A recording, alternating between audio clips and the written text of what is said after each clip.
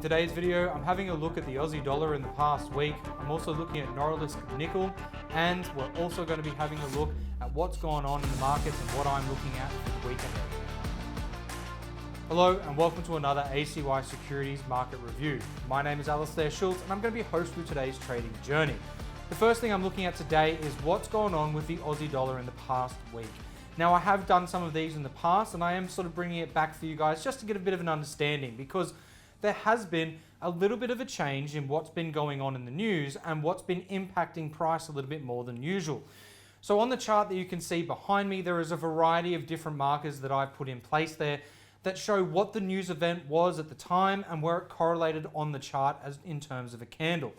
Now you can see on here that there is a lot of news, but the interesting part here is that a lot of it is related to COVID-19 yet again.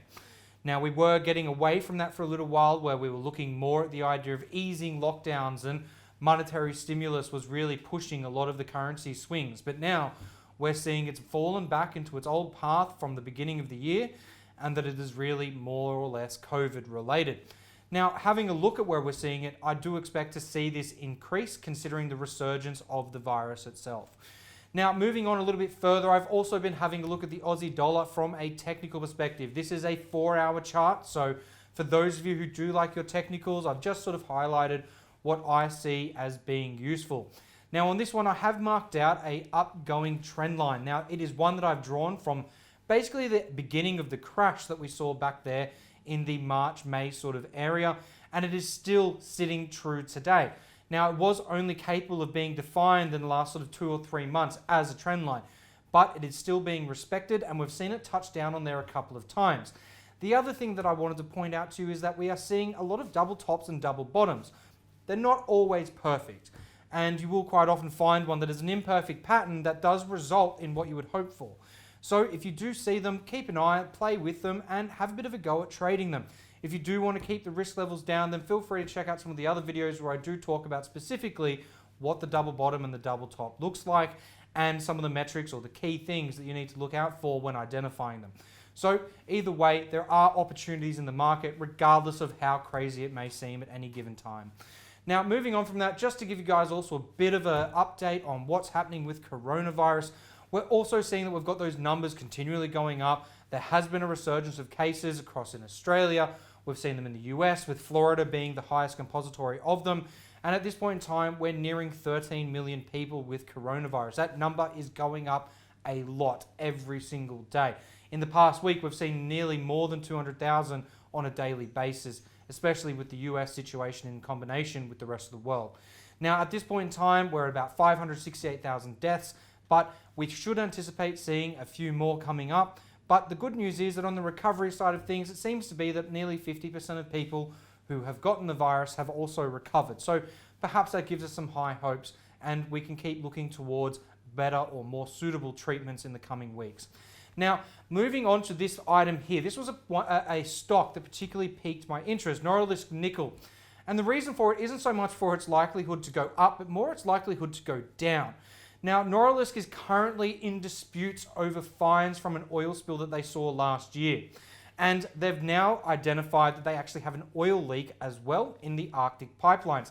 They are a Russian-based company, so they are dealing with a lot of Russian oil. And of course, in the name, they do deal with other commodities. But the previous spill resulted in a $2.1 billion fine by the authorities, which they're still disputing and haven't paid yet. But the chances are that if they're going to pay this one, then they're going to run into a problem. And now that they've got an oil spill as well, we can anticipate that that $2.1 billion fine is certainly going to go up. Now, what are we going to have a bit of a problem here? Why? Because they've got $41 billion as a market cap and a current price of $26.05 US. Now, it's within my own firm belief that we'll likely see this go down, especially if they do have to pay out that fine. And if it is a lump sum, then you also have to amalgamate what's happening with the leak they've got in the pipeline, which could potentially be a lot more damaging. If the other one that was coming was an oil spill from a tanker having a bit of a problem, that's got a limited capacity as to how much it can have in there. An oil pipeline that's leaking might result in them constantly pumping out lots of oil into the ocean, and that fine could get a hell of a lot bigger until they find the leak specifically and repair it. So definitely something to keep your eyes on. It might impact the price of oil as well, because we might be seeing that there's the amount of supply that we've got going out and they're leaking it into the ocean, then naturally that's not going to be a good thing for anyone. Now, moving on from that, the other thing that's a factor of interest to me today is that Elon Musk is now richer than Warren Buffett. He's gone above in the world's richest billionaires list. Naturally, we have the guys from Amazon and Jeff Bezos being really at the top of the food chain here. But regardless, the rise in Tesla's price last Friday resulted in Elon basically taking over from Warren Buffett. It was an 11% rise, and it now means that Elon's take in Tesla and SpaceX and his other assets result in him having about $70.5 billion. So easily something to keep an eye on. Tesla has been surging a lot recently, and it's in my opinion that it is not going to be able to sustain this for a long period of time. Now, moving on to the next piece of this, it's what am I watching this week? Well, the first thing I'm going to be watching for this week is the China second quarter GDP figures. The industrial output retail sales will likely be coming at the same time, and these are going to be important to watch for. I am expecting them to be positive data. The economy has kind of been running back up. We have seen activity occurring in Wuhan and Hubei provinces and much of the rest of the country. Now, the only downside that we've seen recently has been that Beijing had another cluster of infections. But regardless of that, shopping, businesses, consumer expenditure has all continued. So I would expect to see the GDP data being positive with somewhat of an expansion coming.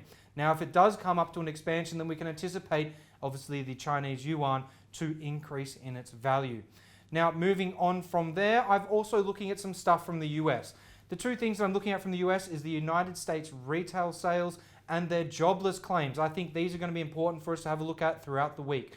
Mostly because we are going to be having in this period with resurgent virus that if they are keeping their sales going up and they don't have it starting to slide back down again, then it means that the economy might have a little bit of a better recovery than we first anticipated. If it doesn't, then it means that obviously the new effects of resurging viruses are going to take their toll, and because it is going up so rapidly, then we have to expect potentially some of the worst.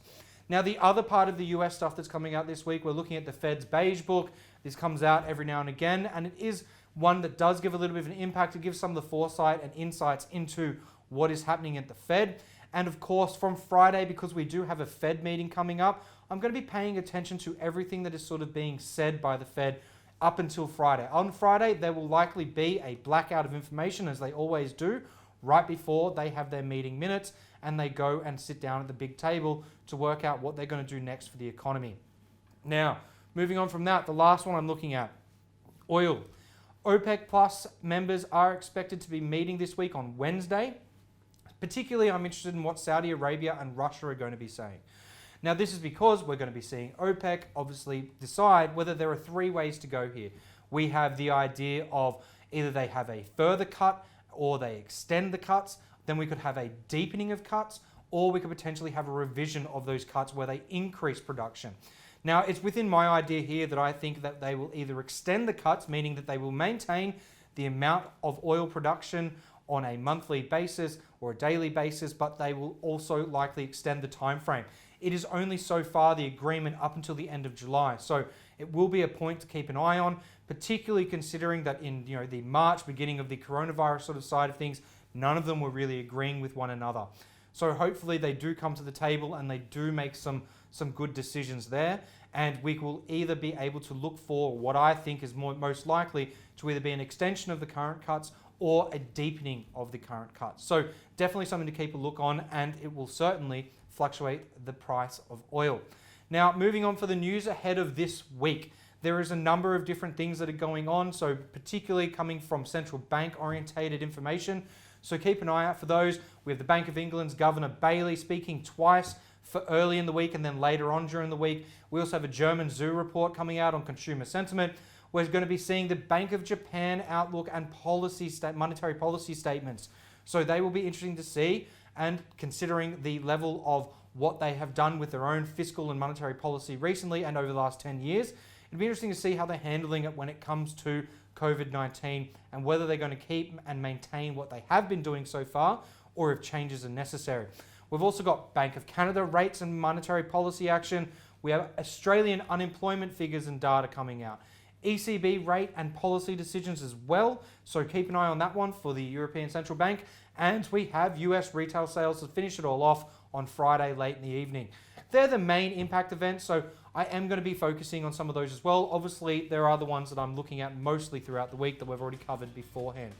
Now, if there's anything from today's video you would like to get in contact with me about, or perhaps it's from one of my other videos, feel free to shoot me an email at talktoal@acy.com. And of course, don't forget to like and subscribe to this video so you can get more great content from me and ACY Securities in the future. Have a great trading day ahead.